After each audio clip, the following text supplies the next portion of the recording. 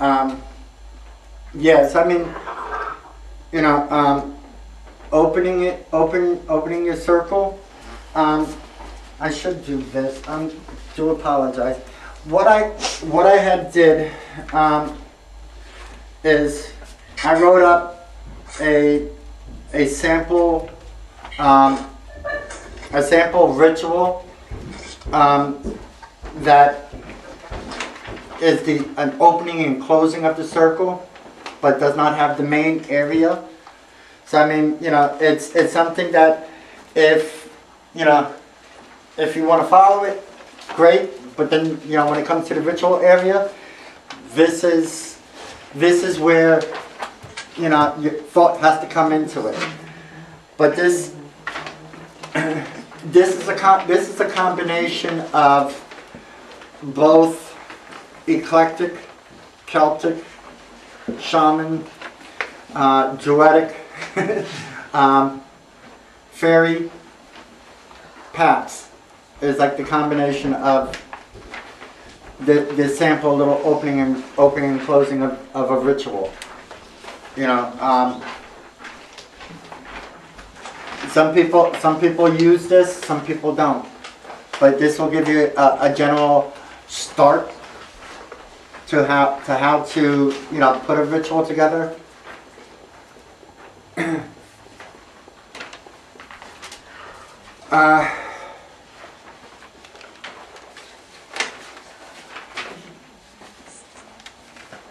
And with the next step, you know, performing an invocation.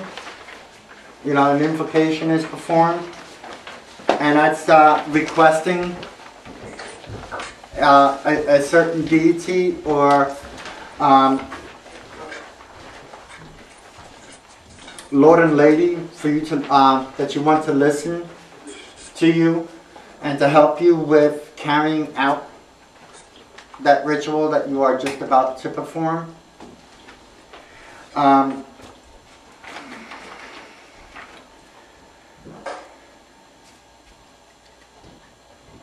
Alright, the next step is doing the actual performance of the ritual. The main purpose why you're doing this, so it's like any speech or spell work, you know, whether it requires you to stand there in a silent meditation or to chant, or to have, at that particular time, if you're doing it by yourself, you can always hit that little iPod and have chanting going on in the background as you're doing it, so you can have that music going on in the background at that particular time. That will help you to raise up that energy to perform that particular task.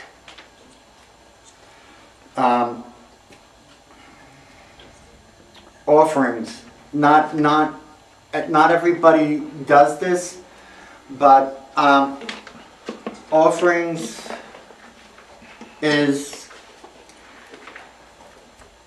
are something you do after you perform your ritual. Okay, and what it is you'll find in most groups or covens that they do like a form of bread or cake. I've been to one where it was saltine crackers. Oatmeal cookies and juice. Yeah, cookies and juice. But they would have just the juice, or they would serve soda, or they would do wine. You say no soda You on said your no paper. soda. Why is that? I was going to ask Capital middle letters. No soda. Yeah. Is there any reason for that, or is it just because it's that fake that you don't want it in the, you know? Well, It's grape soda. I put on the paper no soda because of the fact of soda, in a sense, it's all chemical, really. Yeah. And if you're going to be putting that type of thing into an offering bowl, You're poisoning the gods, basically, yes. yeah, you know, and you know, Yeah. usually with the offering, since we bring that, I bring that outside to, you know, to whatever bush that I want to bring it to for that night. And if it's not a bush, then it's a tree. If it's not the tree, You're gonna kill You the know. tree with the diet soda. well, I you know, didn't have a problem, I just thought that there was. I put my I put my offering in this bowl, and the way I see it is I'm putting part of me into that bowl. Okay, I'm putting part of my energy into that bowl as my way of saying thanks to everyone that was here that, you know, is going to help me carry out what it is that I'm doing. And yeah, that includes all the creatures on the outside, even if they all make us mad because they shoot the heck out of our tomato plants.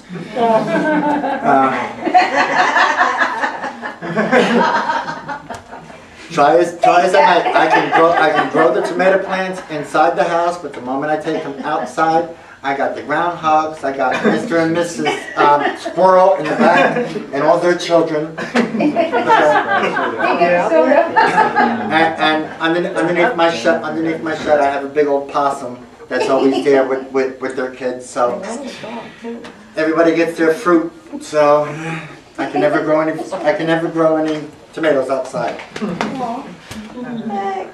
So I basically put it out towards the front with the offerings.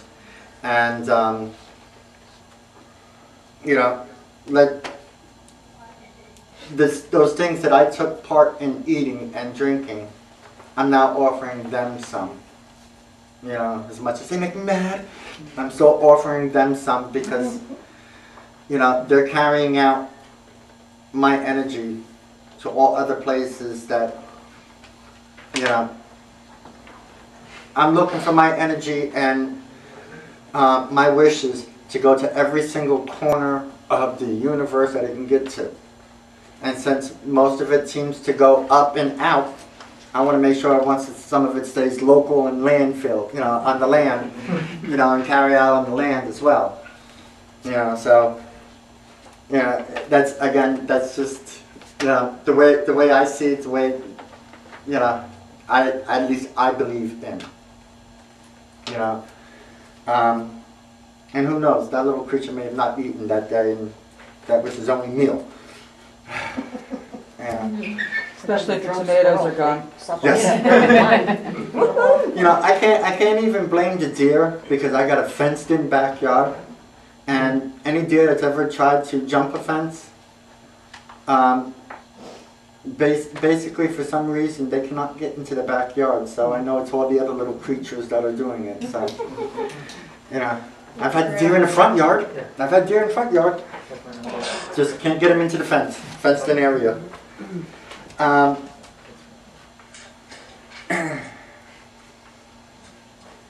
Then at this point too, you know, we give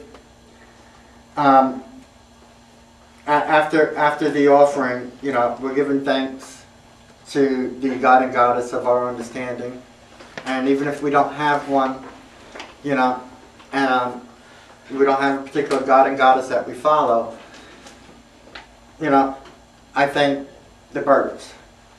I thank the little gnomes, you know, I thank the fairies, you know, I thank Tinkerbell, you know, because they were all present here anyway, you know. I give them all thanks, because without them, I'd still be wandering aimlessly, in a larger sense, you know. Without them,